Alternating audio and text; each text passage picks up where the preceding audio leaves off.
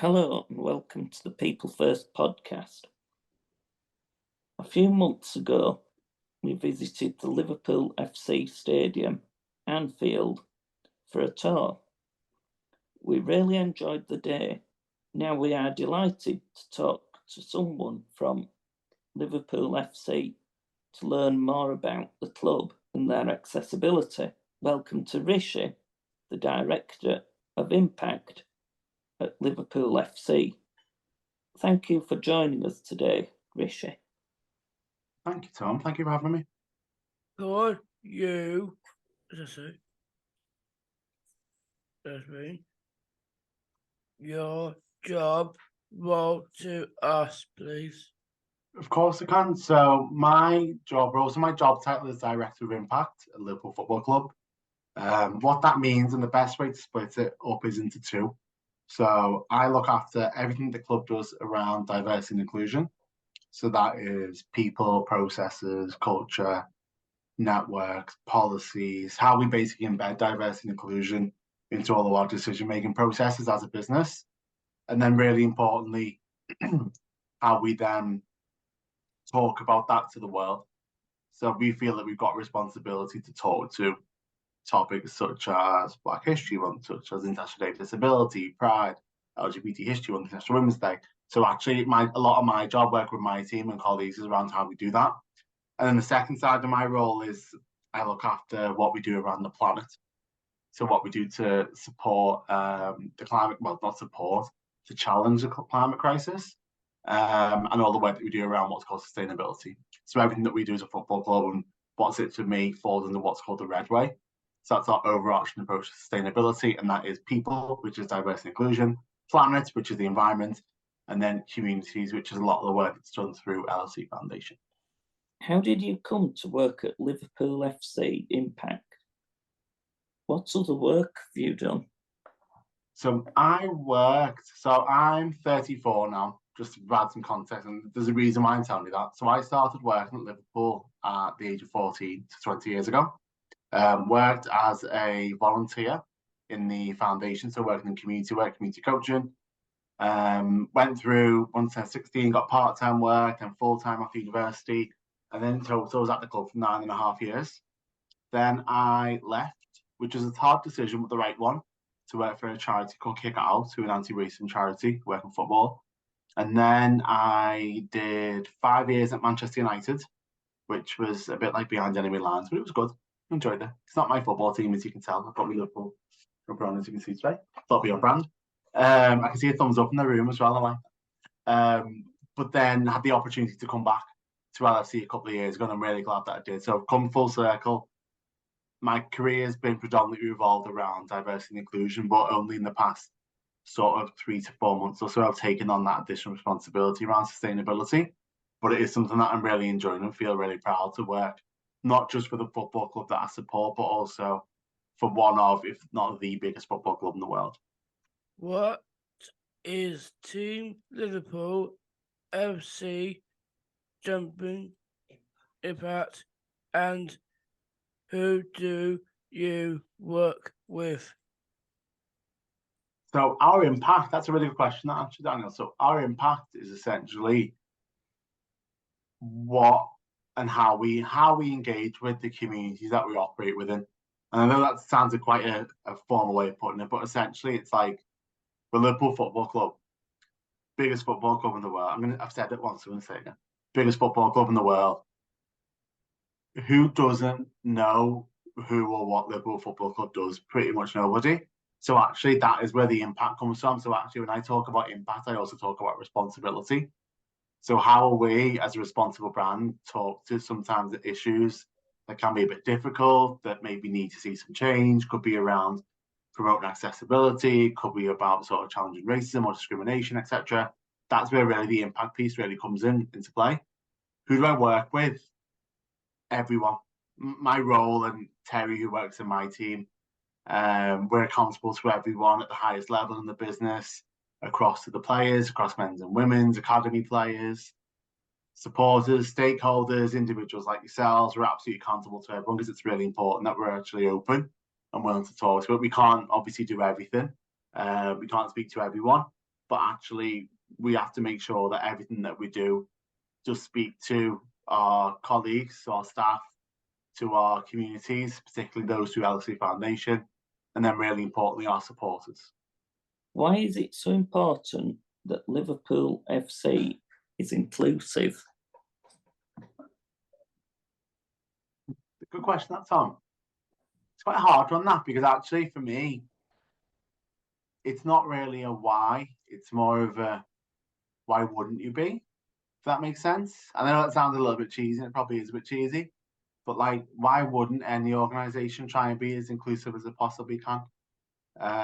So for us, the work here, yes, I used to do it a long time ago, it was very different, but the work here will continue when I'm not here. I hope it will, I know it will. Like Liverpool Football Club as a football club is built upon sort of supporting other people, giving each other a helping hand. Like the fact that is the fabric of Liverpool Football Club and also the city in itself. So actually it's very much like, why wouldn't you want the football club to be as inclusive as it possibly can? And that's not me sitting here chatting to you all and saying that we're absolutely brilliant at what we do. Like, we're really proud of what we do, I'm really pleased with where we're at. But you'll never hear me say, like, job done, because there's always something going on that we can be better at, or we can make more of a difference at in terms of the communities that we operate within and serve. Why is it important that people with physical and learning disabilities have course access to support? I think giving people with a disability access to sport, it should just be a given. Like, I think you're talking about sort of different models of disability and barriers that are in place for people, and actually, I think sport generally, whether it's both watching sport or partaking in sport, has to be inclusive and has to be accessible, regardless of the audience. And like, we've done a lot of work, and obviously you've been to Anfield and you may have spotted it. We've done a lot of work around the accessibility of the stadium for fans and with all types of disability, both physical and learning disabilities, to be able to come and enjoy the game. And like, it's really important that we got that, but our foundation, they do an incredible amount of work in terms of participation and engaging with people to provide those opportunities to play sport. And sometimes it is a sport where it solely is for a group with a disability, because that's actually what will provide the best experience for those individuals. In some cases, they'll actually run sessions where it's mixed. So you've got disabled and non-disabled people both partaking in the same sport, which is that's where you really want to be from a sport perspective. It's not always ideal. That's not ideal, not always practical to be able to do that. But actually, it's really important that we sort of do that. It's a bit like society generally, isn't it? It's around accessibility. You want to be able to not have to rely on someone else for you to get to where you want to get to. And exactly the same in sport. You shouldn't really have to rely on someone else. It should just be what reasonable adjustments, what adaptations can be made before time, or just be the norm for you to be able to come to Anfield, take part in a foundation session, take part in whatever you want to, without just coming in and just being you and being your authentic self. There are many campaigns in football, like rainbow laces and taking the knee. What could the football company do to show more awareness and inclusion to disabled supporters and players? So you are right to call out like rainbow laces and taking the knee and the no room for racism campaign, etc. They're really important initiatives and rightly get a lot of focus. So we do a couple of key campaigns around accessibility, namely with Level Playing Fields. I'm not sure if you've heard of them before. So they're a access charity who work in sports. So we work with them to complete access audits of our stadium. So they'll literally bring an auditor to Anfield. They'll spend a few days, look at all of our sites and give us a report in terms of how accessible we're at, and what we need to improve on from a facilities perspective. But we'll also support them from a campaigning perspective for their Weeks of Action campaign every year. I think to answer your question specifically about like what more can the football community do, is probably more all year round campaigning and raising awareness of the celebration of disability in sport, whether that's players, spectators, whoever. Because actually, if you feed that messaging and that celebration into like an all year round message, then you don't need to wait for a campaign to come up and go, oh, that's highlighted today, and then we'll see you again in 11 and a half months. We should be highlighting it all the time, and it just becomes the norm in that sense. And I know it's a balance because you do need to have the moments where you do celebrate, i.e. like Black History Month.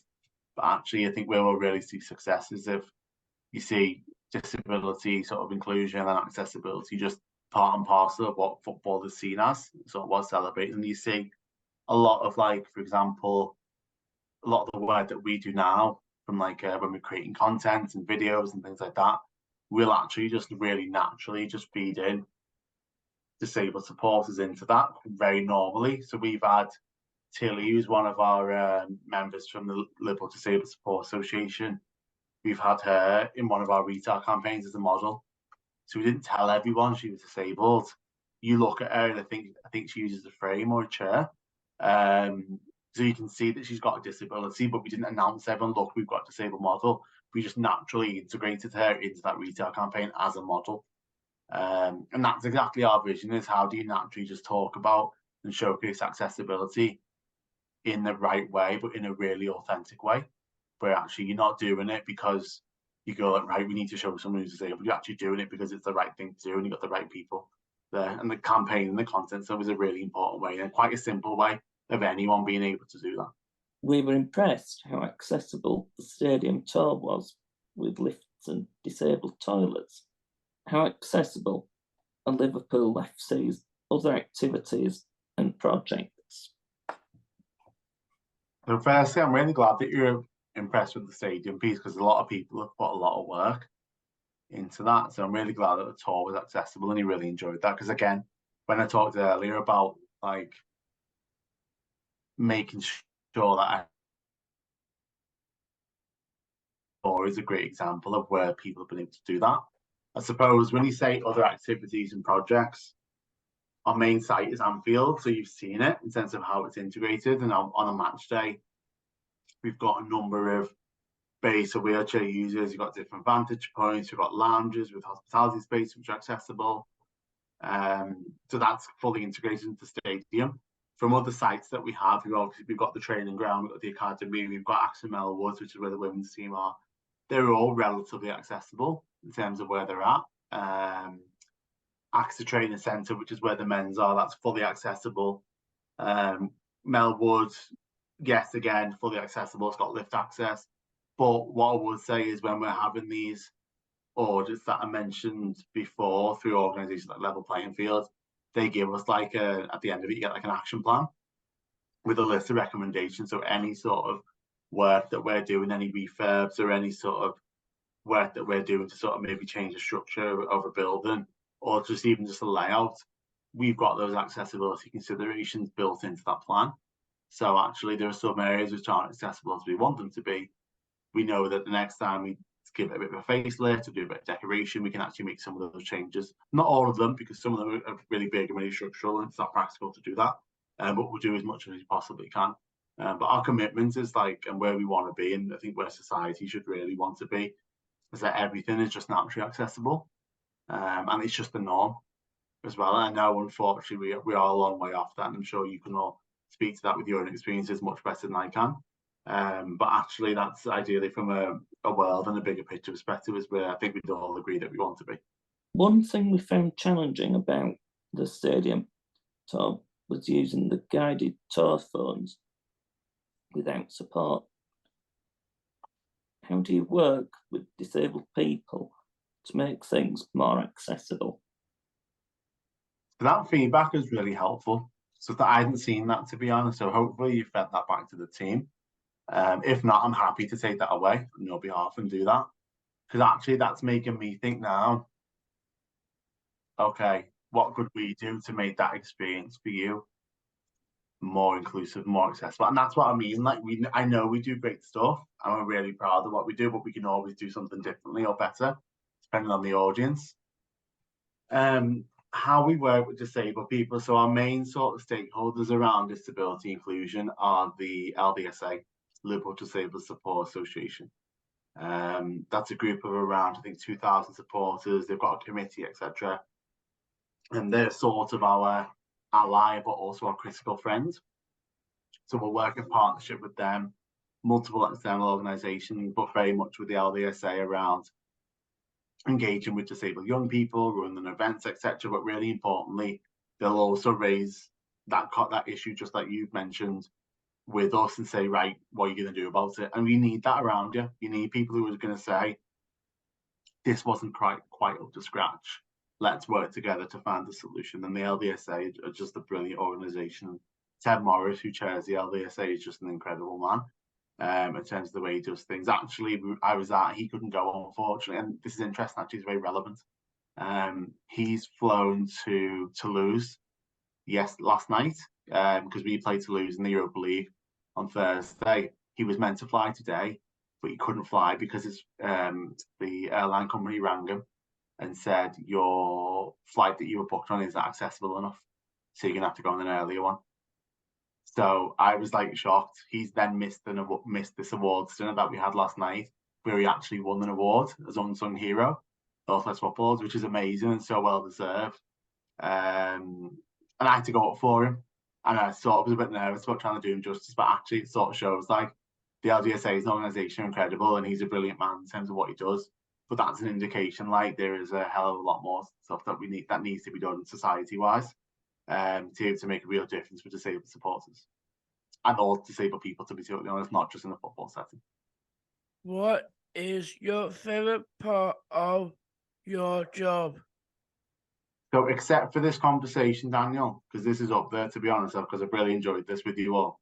I would say the variety of what I get to do, like my day and my week, like jumps from topic to topic to topic, and that's brilliant. And sometimes it's a bit mad. It's a bit like sometimes I'm like, right, what's my next meeting? What's going on? And you jump around, and but actually, that's what makes my job like absolutely wonderful. So 1 minute I could be working on like a campaign content for like Black History Month, and then the next I could have a meeting with like a commercial partner, and the next thing I'd have a staff inclusion network meeting, and then I could have loads of other bits and bobs all happening. And it's really important and really great, but actually it's great for me just to be able to sort of chop and change and do all these other things. So like yesterday, I was delivering training for our academy players. Today I've been delivering a workshop to our commercial team, speaking to you. I've got a meeting after this. Tomorrow I'm going to London. Friday I'm at London, and it's great. So all that variety keeps me super busy, but it's really fun. What, please, do you have for the future? So what plans do we have for the future? Genuinely to like make a difference and keep on making a difference. So that will sit across the campaigning piece, it'll be content, it will be diversifying the workforce, it will be what can we do to support breaking down barriers for disabled people, how can we positively influence the planet, reduce carbon emissions, how can we engage in more communities. Like the list is endless, but generally you can sort of encapsulate that with being the best football club on the pitch and the best football club off the pitch. Like we want Liverpool Football Club to be a brand and a football team where people are like winning all the big trophies. Obviously that's what we want, but also being an absolute leader and making the difference, not just for football fans, not just for Liverpool fans, but for all people across the world. Thank you everyone for having me. All I'd like to say is thank you for obviously coming to Anfield. I'm so glad that you had a great time. I'm really honoured that you asked me to be part of this. So hopefully we can stay in touch. I like that, and hopefully there is an opportunity for you to come back to Anfield. And if I can make it work in the diary, I'd love to meet you all in person. Definitely.